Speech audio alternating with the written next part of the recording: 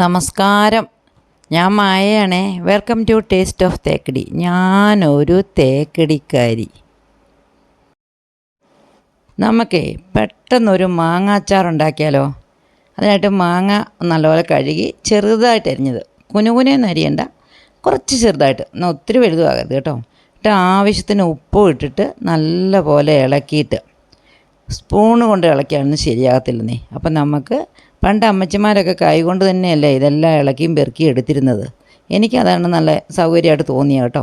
അപ്പം ഞാനത് നല്ലപോലെ കൈകൊണ്ടങ്ങ് ഇളക്കി പുരട്ടി നമുക്ക് ഒരു പാത്രം വെച്ച് അടച്ച് ഒരമണിക്കൂർ മാത്രം ഇരുന്നാൽ മതി. കൈകൊണ്ട് പുരട്ടുമ്പോഴേ ആ ഉപ്പെല്ലാം എല്ലാ ഭാഗത്തും പിടിക്കുകയുള്ളൂ. അല്ല സ്പൂൺ കൊണ്ട് പുരട്ടിയൊന്നും ശരിയാകത്തില്ല. എന്നിട്ട് നമുക്കിതിനെ അങ്ങ് അടച്ച് വെക്കാം. ഒരമണിക്കൂർ അവിടെ ഇരിക്കട്ടെ. അതിന് ശേഷം ചീനച്ചട്ടി അടുപ്പത്ത് വെച്ച് ഞാൻ നല്ലെണ്ണയാണ് ഒഴിച്ചിരിക്കുന്നത്. നല്ലെണ്ണ ഉപയോഗിക്കുന്നത് അച്ചാറിനൊക്കെ. എന്നിട്ട് അതിലേക്ക് ഒരു സ്പൂൺ കടുക് ഇടുക. കടുക് നല്ലപോലെ പൊട്ടി കഴിയുമ്പം അതിലേക്ക് ഒരു സ്പൂൺ വെളുത്തുള്ളി ഇടുക. വെളുത്തുള്ളി ഞാൻ നീളത്തിൽ കീറിയിട്ടുണ്ട്.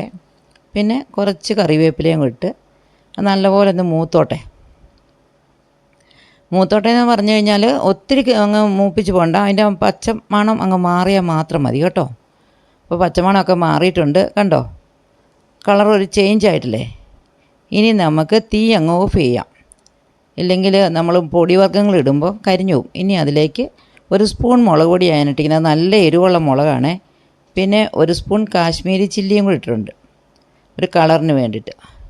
പിന്നെ വേണ്ടത് നമുക്ക് ഒരു സ്പൂൺ ഉലുവ വറുത്ത് പൊടിച്ചതാണ്. പിന്നെ കായപ്പൊടി നോക്കിയിട്ടിടണം, ഓരോരുത്തരുടെ ഇഷ്ടത്തിനാണ്. എനിക്ക് കായപ്പൊടിയും കൂടെ ഉള്ളതാണ് അച്ചാറിന് ഇഷ്ടം. എന്നിട്ട് അത് നല്ലപോലെ നമുക്ക് ഒന്ന് ഇളക്കണം. ഇളക്കി നമ്മൾ തീ ഓഫ് ചെയ്തിരിക്കുക, അത് ഓർത്തോണം കേട്ടോ. നല്ലപോലെ അത് ആ എണ്ണയിൽ ആ ചൂടി കിടന്നുകൊണ്ട് വേണം ആ പൊടിയെ ഒന്ന് മൂക്കാനായിട്ട്.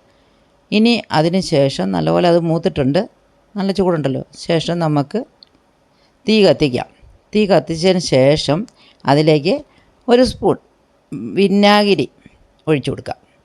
അപ്പോൾ വിനാഗിരി ഒന്ന് നന്നായിട്ട് തിളച്ചോട്ടെ.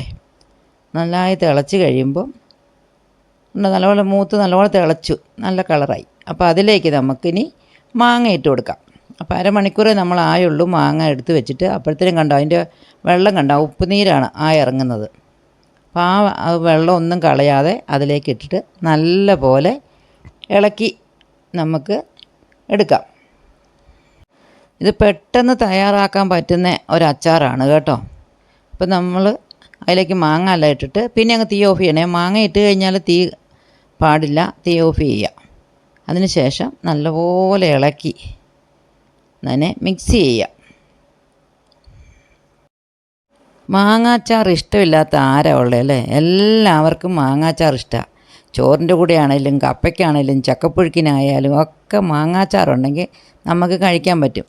കഞ്ഞി കുടിക്കാനാണെങ്കിലും ഇച്ചിരി മാങ്ങാച്ചാറുണ്ടെങ്കിൽ കടുമാങ്ങ എന്നാണ് പറയുക. കടുമാങ്ങാന്നും പിന്നെ നമ്മൾ മാങ്ങ അച്ചാറെന്നും പറയും. അപ്പോൾ കണ്ടോ നമ്മളുടെ മാങ്ങ അച്ചാർ റെഡി ആയിട്ടുണ്ട്.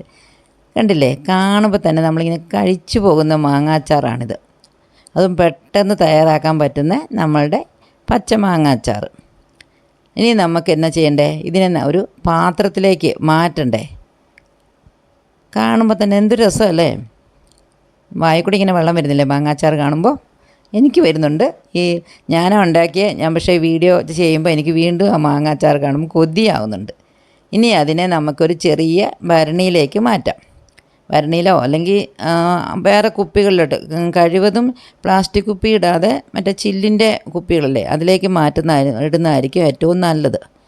പണ്ടൊക്കെ ഇത് പുറത്ത് തന്നെയായിരുന്നു അച്ചാറൊക്കെ വെക്കുന്നത്, പൂത്ത് പോകുകയില്ലായിരുന്നു. പക്ഷേങ്കിൽ ഇപ്പോൾ പുറത്ത് വെച്ച് കഴിഞ്ഞാൽ ഒരു 2 ദിവസം കഴിയുമ്പോഴത്തേനും അച്ചാറൊക്കെ പൂവും കായും ഒക്കെ ആവും. അതുകൊണ്ട് പരീക്ഷിക്കാൻ നിൽക്കണ്ട, നമ്മൾ കഷ്ടപ്പെടുന്നല്ലേ. അപ്പോൾ ഇന്ന് പുറത്തിരിക്കുന്നിട്ട് നാളെ അതെടുത്ത് ഫ്രിഡ്ജിൽ വെക്കുന്നതായിരിക്കും ഉത്തമം. നമ്മളുടെ മാങ്ങ അച്ചാർ, കിടുക്കാച്ചി മാങ്ങ അച്ചാർ റെഡി ആയിട്ടുണ്ട്. അപ്പോൾ വേഗം തന്നെ ഇച്ചിരി ചോറും എടുത്ത്, അല്ല ഇച്ചിരി ചക്കപ്പുഴുക്കായാലും മതി, കൂട്ടി അങ്ങ് കഴിച്ചോ. സൂപ്പറാണ്.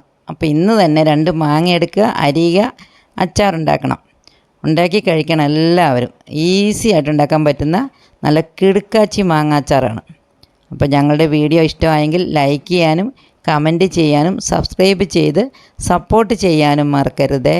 Thank you.